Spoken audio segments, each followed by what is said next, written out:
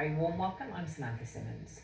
Pakistan's former Prime Minister Imran Khan has been arrested after a court sentenced him to 3 years in prison on corruption charges. He was found guilty of failing to declare money he'd earned from selling gifts he received while in office. Mr. Khan's previous arrest in May triggered violent protests and the army was deployed. Our Pakistan correspondent Caroline Davis has the latest. Sirens blaring, police truck after police truck, arresting former Prime Minister Imran Khan. The judgment came from here. Police filled every corner in Islamabad's session court. Mr. Khan says that the case is politically motivated. The court said he's dishonest. So this is after months and months of waiting. We now finally have an announcement. Imran Khan has been found guilty and has been sentenced to 3 years in prison. Outside court, shouts of "Your show is over, Khan."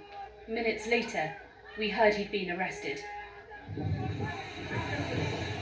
This was what happened the last time Mr. Khan was arrested. Protests, some violent. Mr. Khan was released, but his party faced a dramatic crackdown. Many of his senior party leadership were arrested, then announced that they'd left the party. Police picked up thousands of his supporters.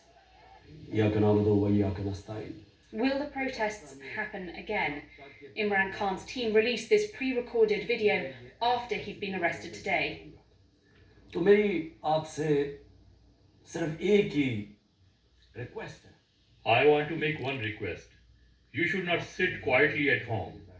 All my struggle is not just for myself. It is for you, for the future of your kids.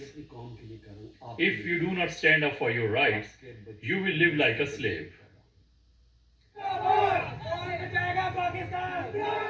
Outside his house, there were a small number, chanting, waving flags, then quickly taken away.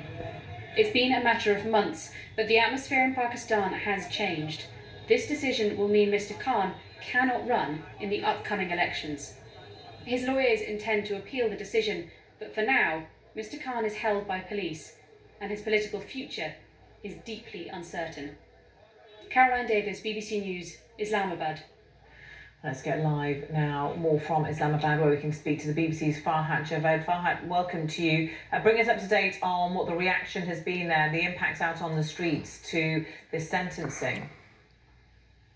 Well, right now Imran Khan is being taken to the Adiala jail, which is in Rawalpindi, an adjacent city to Islamabad, and this is the closest central jail to Islamabad. So most of the times, those who are convicted or given any punishment are sent to this jail. So Imran Khan is being taken there. His medical would be done there, and then he would be imprisoned. While we compare this whole incident of today with the previous one, Imran Khan was arrested for the first time on 9th of May. There were huge protests across the country, but this time we are seeing that there's really not any big protest happening anywhere in the country. There is a call from the PTI for people to come out and do a peaceful protest, but as of now, there are party, some of the party's lower leadership in the lower cadre present in several places, but we don't see many workers out in the streets. One big reason that many people are citing here is that thousands of PTI workers, his party's workers, were arrested last time they came out on the streets and did some violent protests. But this time, that is one big reason that people are afraid of coming out. Several leaders of Imran Khan's party are still in prisons, or they are not out on the streets. And similarly, there are many big names in his party who have already left his party. So these are the big reasons that we are really not seeing major protests happening anywhere in the country. But we do see lots of trends on social media. People are talking about the judgment and the whole proceedings that happened in the court, and there are his supporters who are really not happy with the whole judgment. His lawyers have called it a murder of justice today, and they say that they are filing appeals in the High Court and the Supreme Court against what happened, against today's decision. But as of protests on the streets, we are really not seeing much happening right now anywhere in the country. Okay, Farhat Javed, thank you for updating us there from Islamabad. Well, our reporter